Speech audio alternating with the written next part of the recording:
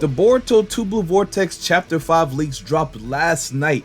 We went live for like 2.5 hours and broke everything down on stream. First off, I want to say I appreciate everyone and anyone who came through to the stream, and special shout out to the ones who subbed last night as well. Comment down below if you was in the live stream. I need to know who really showing that constant support. But anyway, even though chapter 5 was a very much dialogue filled chapter, as I expected to be honest, by the way chapter 4 ended, I already knew chapter 5 would have little to no battle action. And that's okay, because a dialogue filled chapter is everything what we needed and more. We found out so much about the Shinju, their next plans, omnipotence, and most of all, what happened in the fight between Boruto, Sasuke, and Code that caused Sasuke to be in the predicament he's currently in. The only thing that's foggy though is Boruto's relationship with Kashin Koji. From what we know, he is on Boruto's side and has the best interest for his survival, but we don't know how their alliance came to be and if Koji had taught Boruto techniques such as Uzuhiko and Flying Raijin. So at the beginning of chapter 5, we see Boruto and Sasuke training, and you can tell their relationship has grown since Eida released her omnipotence. But you might be able to tell it's still quite not the same as their relationship they built up to the last point we left off in the anime. So he's still technically somewhat under omnipotence. He is aware that something is happening, but he just doesn't know exactly what it is that's wrong. That's why he said this is probably something only Boruto and Sarada can solve.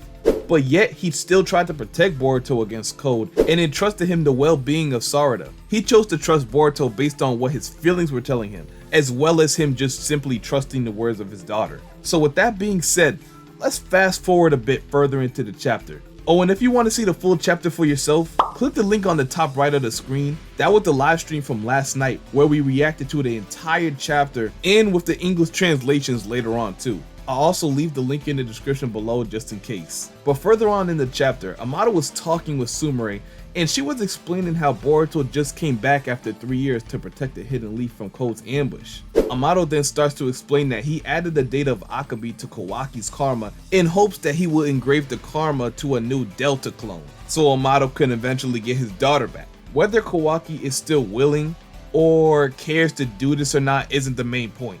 We'll definitely find out more about that later, but this is probably the most important thing AMADO has done before Boruto got chased out of the village. Sumire then says, isn't AMADO going to be in trouble if Boruto gets unalived? Because Sumire is still anticipating that AMADO thinks Boruto is Kawaki. Since everyone is under omnipotence, their roles are still reversed. Boruto is Kawaki and vice versa. So with this fact, Sumire asks AMADO if he was waiting for Boruto to come back to the village. So let's read this part together. These aren't the official English translations, so the grammar can appear to be a little wonky at times. I'll just put it in my own words what he's really trying to say. AMADO says after Ishiki died, I inserted my daughter's data when regenerating Boruto's karma that disappeared to bring back someone's soul. There is no other way to do so without the karma. That's why I needed Boruto. So as we know, AMADO has tried numerous of times to resurrect his daughter that was unalive due to an illness through one of the Delta clones. And even though he was successful, the clone did not have Akabe's soul, meaning the clone didn't act like her, didn't have her personality, even any of her traits. It was like a completely different person. Which is also why Kashin Koji does have all of Jiraiya's memories and everything.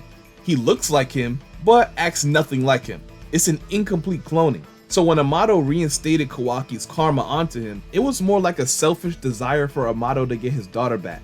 For real this time. But the problem here is that AMADO stated that Kawaki in this instance has a karma, and whose body is in fact a scientific ninja tool. But nobody knows who modified it. AMADO knows for a fact that his body was modified by his own hands because of proofs.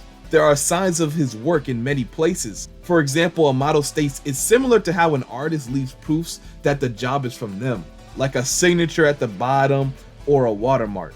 The same thing can be said with Kawaki's karma. AMADO can distinguish it with a look that only he can recognize. Somehow Kawaki actually has the special karma he thought to have put on Boruto. This is all the proof that AMADO needs to come up with the conclusion that part of his memories were overwritten.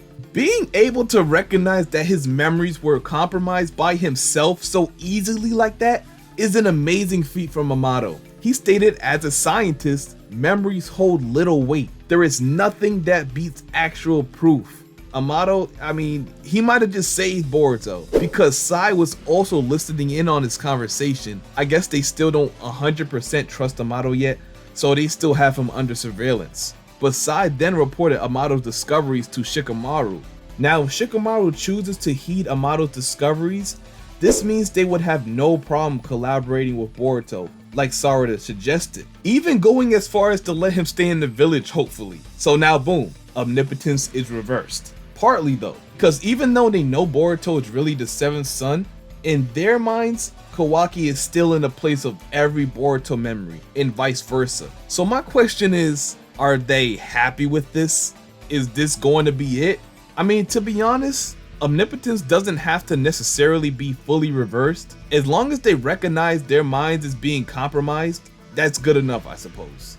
Especially now since they got bigger problems on their hands, which I will get to in a second. But the people that are closest to Boruto still have genuine memories of him, being Sarada, Sumire, and his mother and father, who were in another dimension at the time of Eida's omnipotence, so they couldn't have been affected. So knowing this, I feel like this could be as close as Boruto gets to getting his life back together. But now is the real problem. This is the perfect time for everyone to regain their trust in Boruto because of the Shinju's inevitable invasion. We learned during the Shinju discussion, they seem to have started to have emotions, or develop emotions. Of course, this is due to their evolution, and now they all got names. So I guess no more Alfredo or Chronogen.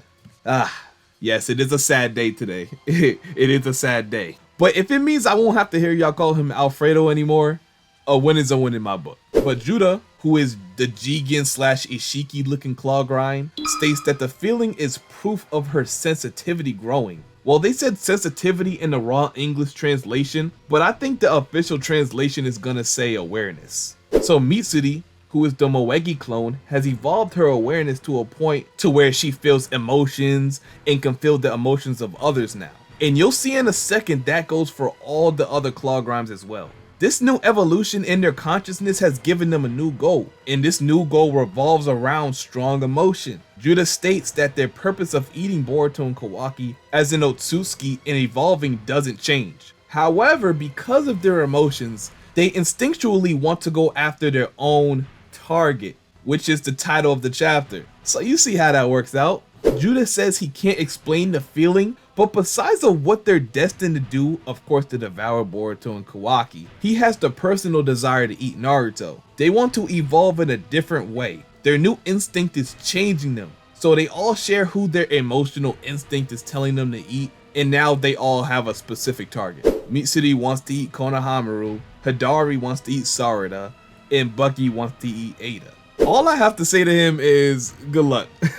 Because to do that, he has to get past Damon. I just don't know how he does that. I just don't know, bro. But there's no fault in trying, I suppose. Even though he's gonna get washed, he could try, you know? You gotta try first. Or maybe I'm just majorly overestimating Damon and underestimating Buggy. But we'll see.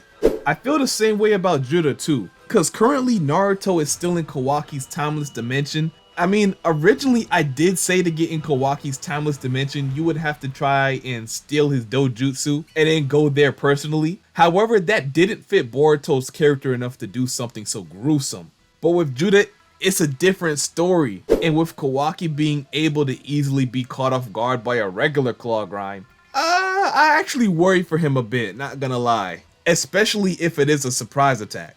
Besides that, what other ways do you think JURA can actually get to Naruto? Leave that in the comment section. I think his goal automatically sets up a future fight between JURA and Kawaki, as well as Hidari versus Sarada and or possibly Boruto too.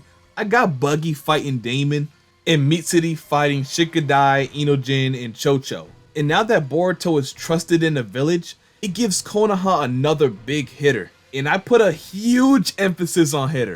And now that Eida knows the plan of the Shinju and all the events that happened after Boruto chased after Code, I suspect she will tell Shikamaru, who will also tell Kawaki and Sarada. And then is when they will prepare for their counterattack. And with Shikamaru now suspecting Kawaki of being the one who unalived Naruto, it starts to put Kawaki in a weird position. Kinda like the same position that Boruto was in. Or at least make him a suspect. Like, you gotta watch him now. But the only reason I don't think this will be an immediate problem, I mean, I know this is a little secret between Kawaki and Eida, but when they find out one of the Shinju is actually after Naruto, maybe they'll put 2 and 2 together. Or it's possible that Eida won't even tell Shikamaru that one of them is after Naruto, because it'll give out too many clues. But Shikamaru is going to be suspicious anyway because of what he heard from AMADO. So it's really no point in hiding it anymore. Kawaki's going to be in a weird position anyhow. I don't think there's a way Kawaki can necessarily avoid this situation. So yeah, this will be a solid time for Kawaki to tell everyone where Naruto really is. With the strongest Shinju after Naruto, I can see everyone coming to the conclusion that Naruto is actually better off in Kawaki's dimension anyway. Or maybe it'll be something they will want to deal with later because of the impending problem simply just outweighing the actual problem. So let me know what you think Boruto and the others' next move is. Do you think this is as far as they'll get to reversing omnipotence? Or do you think everyone will eventually get their full memories back? Let me know all of that in the comment section below, as well as how much did you enjoy this chapter. I do have future videos discussing the fight between Konoha and the Shinju, so if you're interested in that, make sure you leave a like, comment, and subscribe. And don't forget to check out the Chapter 5 livestream in the description if you haven't already. And until my next video, I'm out. Peace.